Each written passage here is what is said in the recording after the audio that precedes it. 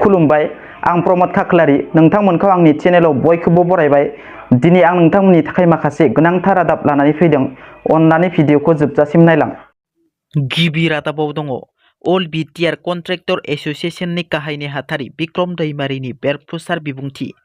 सोर सानदोंमोन जे बिटिआर गोरोबथानि दफाफोरखौ दिल्ली सरकारा मावनो हानाय नंला होननानै बिथांखि लागोन? बे खोथाखौ सोर आसा खालामदोंमोन?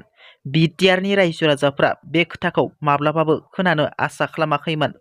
सोर बारग' एनडिपिफोरा सानदोंमोन जे सरकारा होनाय 4 लाख रां अनसुंथाइ होनायखौ लन महरैसो मोनदों एबा होफिननांगोन होननानै? नाथाय दिल्ली सरकारा बुंदों जोंथ' लन हिसाबैसो होदों।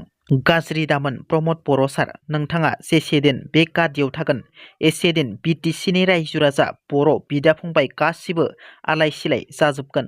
प्रमद बर' बिथांखौ गोहोनिफ्राय बोख्लायनांगौ गोनांथि दंसै होनना बिक्रम दैमारि बिथाङा गोख्रों बुंथियो। जम्मु एन्ड काश्मीराव दिनै बेलासि समाव बांग्रिं मावदों। 3.8 मेगनिट्युड बांग्रि मावो जम्मु काश्मीराव। नेशनेल सेन्टार फर सेस्मलजिनि बादिब्ला दिनै बेलासिनि 2:53 समाव जम्मु एन्ड काश्मीरनि कासितवाड़ाव 3.8 मेगनिट्युड बांग्रिं मावो। बे बांग्रिं मावनायजों जेबो खहा जायाखै होननानै मिथिनो मोननाय जादों। मख'नो गोनांदि बेनि सिगांबो थांनाय मंगलबारखालि 3.9 मेगनिट्युड बांग्रि मावदोंमोन जम्मु एन्ड काश्मीराव। पृथ्वीराज नारायण देब मेचनि बेरफ्रुसार बिबुंथि। 10 बोसोर सिगाङावनो बिटिसि आयेन आफादाव आलादा बड'लेण्ड सोरजिनायनि थांखि आजावदोंमोन।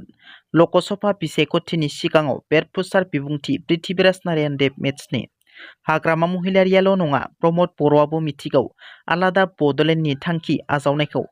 हाग्रामा महिलारि आरो प्रमद बर'नि सायाव बेरफ्रुसार बिबुंथि पृथ्वीराज नारायण देब मेचनि। 2010 मायथाइनि बिटिसि आयेन आफादाव आजावनाय थांखिखौ लानानै पृथ्वीराज नारायण देब मेचनि खौरां मेल। आसामखौ खावनै खालामनायनि ब्लुप्रिन्ट खालामनानै लाखिनाय जादों बिटिसि आयेन आफादाव। आलादा बड'लेण्ड दानायनि थाखाय थियारि खालामनाय जादों मोनसे गेदेर सोलो। हाग्रामा महिलारिया बेरेखाजों गोरोबलायनानै आसामखौ खावनै खालामनायनि सोलो थियारि खालामनानै दोनदोंमोन।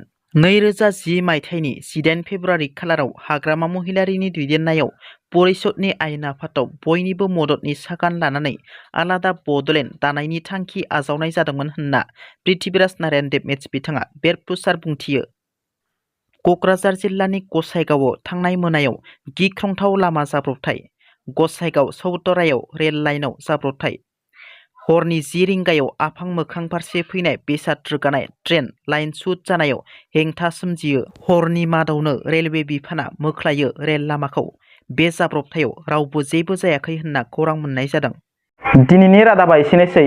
नोंथांमोना जुदि आंनि रादाबखौ खोनासंनानै मोजां मोनदोंब्ला अन्नानै लाइक, शेयार आरो साबस्क्राइब खालामनो दाबाव। लोगोसे बेल आइकनखौ थुनो दाबाव जाहाथे आंनि गोदान भिडिअआ नोंथांमोननिसिम थाबैनो सहैनो हायो। गोजोन्थों। जै बर' हारिनि।